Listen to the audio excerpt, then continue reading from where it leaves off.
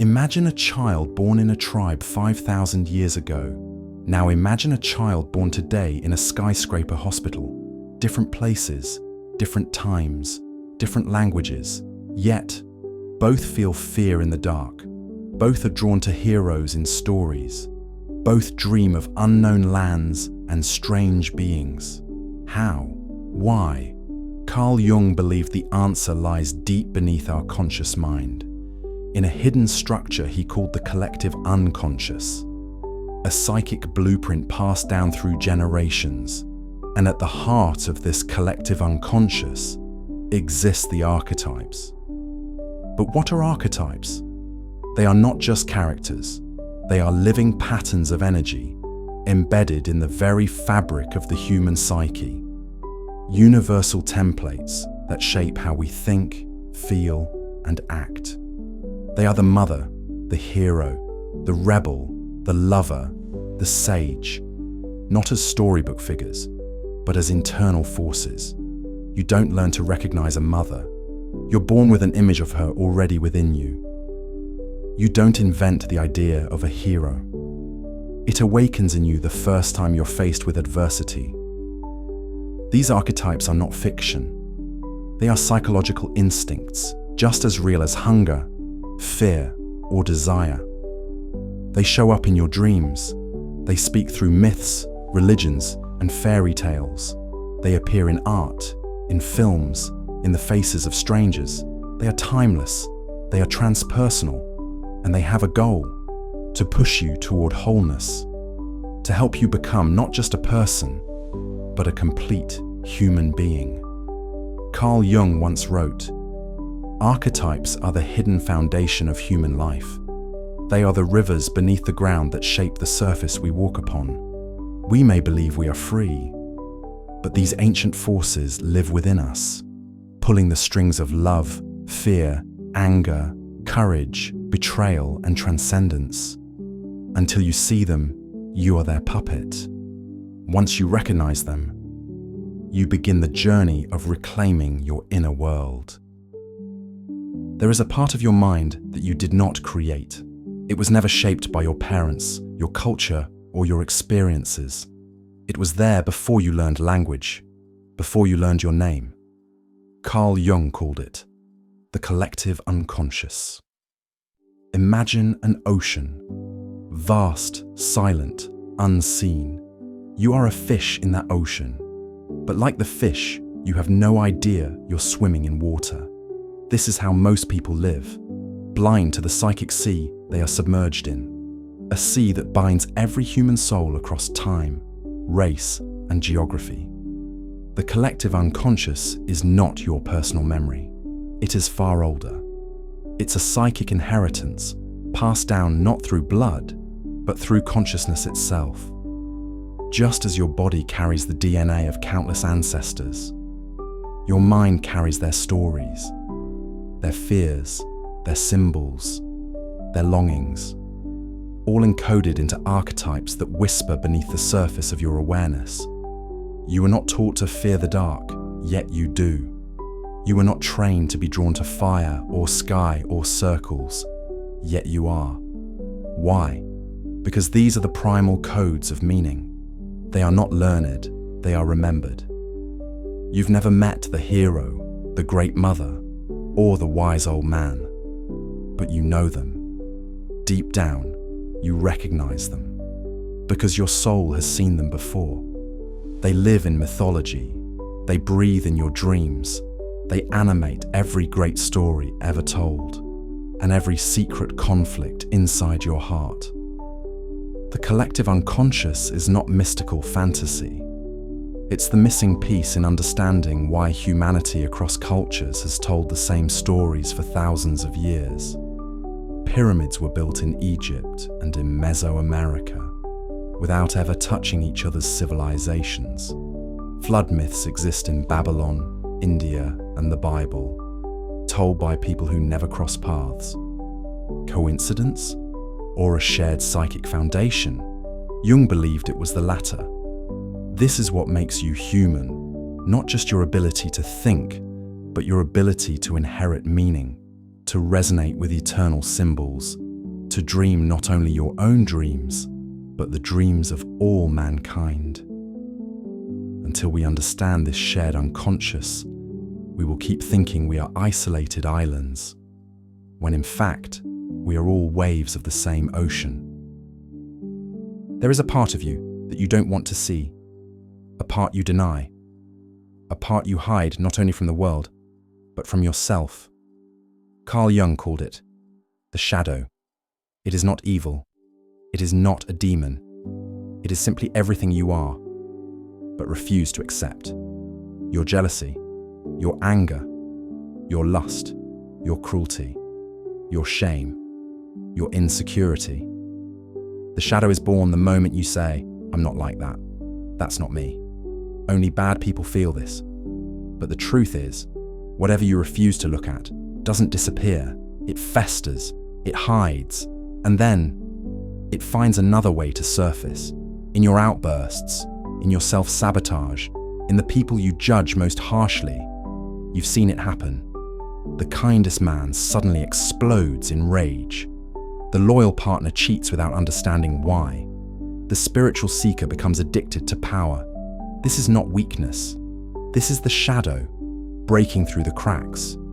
Jung warned us, what you resist persists. Until you make the unconscious conscious, it will direct your life, and you will call it fate. The shadow doesn't want to destroy you. It wants to be acknowledged. It wants to be seen. It wants to be integrated, so that your darkness becomes strength, not sabotage. This is the path of shadow work. To sit with your jealousy, to face your fears, to explore your pain without running from it, to say, yes, this too is me. Only then can transformation begin. Because wholeness is not found in perfection. It is found in integration. Not light or dark, but light and dark united. The shadow is not your enemy. It is your buried power. The more you suppress it, the more it controls you. But the moment you face it, you become free. Every day, you wear a mask, not made of cloth, but of expectations. You wear it at work. You wear it with friends. You even wear it when you're alone, scrolling through your phone. Carl Jung called this mask the persona, a word from ancient Greek theatre, meaning the mask worn by actors. The persona is not fake. It's not evil. In fact, it's necessary. Without a persona, you couldn't function in society. You need to play roles: student, professional, partner, parent, leader, follower. The persona helps you fit in. It's the filter through which the world sees you and through which you survive in the world. But here's the danger. When you forget that the mask is not your face, when the role becomes your identity, and your soul starts to suffocate beneath it, you laugh when you're not happy. You say yes when you mean no. You perform, you edit, you pose, until one day, you no longer know who you are without the applause. Social media is the temple of persona, curated perfection, filtered smiles, carefully packaged opinions. We show the world what we want it to believe. Not because we are liars, but because we are afraid. Afraid that if we show our truth, we will not be loved. Jung warned, the persona is a system of behavior carefully constructed to make a definite impression upon others, but it is only a fragment of the whole self. You are not just your job title, not just your gender, not your politics, not your reputation, not the version of you others admire. There is something behind the mask, something more real, more raw, more whole. The journey of inner work is not about destroying the persona, but about seeing it clearly and choosing when to wear it consciously, rather than being trapped inside it unconsciously. Because the moment you mistake the role for the self, you stop living and start performing. Take off the mask, even if just for a moment, and you might hear your soul breathing again. There is a woman living inside every man, and a man living inside every woman, not literally, but psychologically.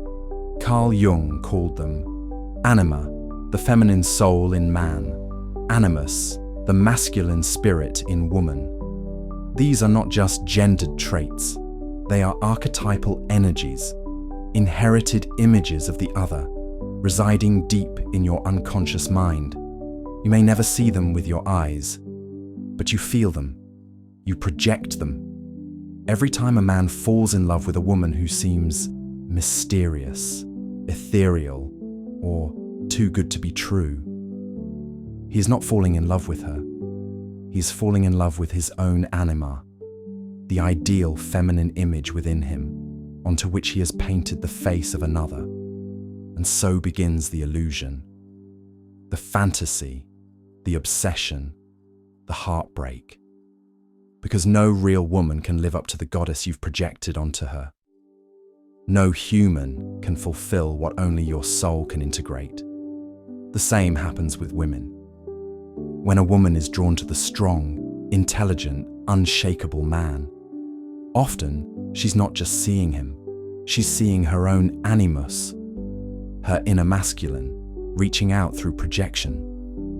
Jung warned, the anima is not the soul of the woman, but the image of the woman in the soul of man.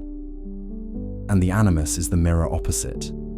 Until these inner figures are recognized and integrated, they will dominate our romantic lives. We will chase illusions, fall into patterns, get disappointed again and again, and we won't know why. But there is another path. Instead of chasing the projection, you can turn inward. Talk to the anima, listen to the animus. Let them reveal themselves in dreams, fantasies, art, and intuition. When a man integrates his anima, he becomes emotionally whole. He opens to sensitivity, creativity, and deep compassion. He no longer seeks the goddess in others, because he has met her within. When a woman integrates her animus, she becomes assertive, clear, and self-guided. She no longer chases the ideal man, because she has awakened the wise warrior inside. This is not about gender roles, it's about psychic balance. To become whole is to reunite the inner masculine and feminine, to transcend division and become integrated. The lover you seek outside is already within you, waiting to be seen, understood, and finally, embraced. Every human being is born twice, once into the world and once into themselves. The second birth is not physical, it is psychological, it is spiritual, and it is the true beginning of your real life. Carl Jung called this sacred process individuation. It is the journey of becoming who you truly are, not who society wants you to be, not who your parents imagined, not the roles you were taught to play, but who you are at your core, beyond the mask, beyond the wounds, beyond the noise. Individuation is not self-improvement. It's not about becoming better. It's about becoming whole. And wholeness means one thing: integration. You must face your shadow, the parts of you that you've buried and denied. You must question your persona, the social mask you wear to survive. You must embrace your inner opposites, the masculine and feminine within, the chaos and the order, the rebel and the ruler. You must gather the pieces of your psyche, the hero, the orphan, the lover, the sage, and let them all speak, let them all live, because each one holds a fragment of truth, and truth is never one thing. It is a symphony. As you walk this path, you will shed illusions, you will lose people, you will grieve old identities, but what you gain is a self that cannot be shaken. Jung wrote, individuation means becoming an individual, and insofar as individuality embraces our innermost, last, and incomparable uniqueness, it also implies becoming one's own self. This is not a one-time event. It is a lifelong quest, a spiral not a straight line. You will fall, regress, and doubt. But each time you return deeper, clearer, more real. In a world obsessed with image, fame, and performance, individuation is rebellion. It is the refusal to live someone else's script. Because you are not here to impress. You are not here to conform. You are not here to play a role. You are here to become real. This journey into Jung's world is not just intellectual, it's personal. Because somewhere in you, right now, a hero wants to rise, a shadow wants to be seen, and a self wants to awaken. If this voice inside you stirred even for a moment, if you felt seen, or challenged, or inspired, then you're not alone. There are thousands walking this same path. Seeking meaning beyond noise, depth beyond distraction, and truth beyond appearances. If you found value in this exploration, like this video to let the algorithm know that real content still matters. Share it with someone who's lost in the outer world and needs to come home to themselves. And if you believe that psychology, philosophy, and inner work deserve space in today's world, then subscribe to Metaphysics Diary, where we go beyond the surface, to the very soul of human experience. Your journey is just beginning, and we'll be here to walk beside you.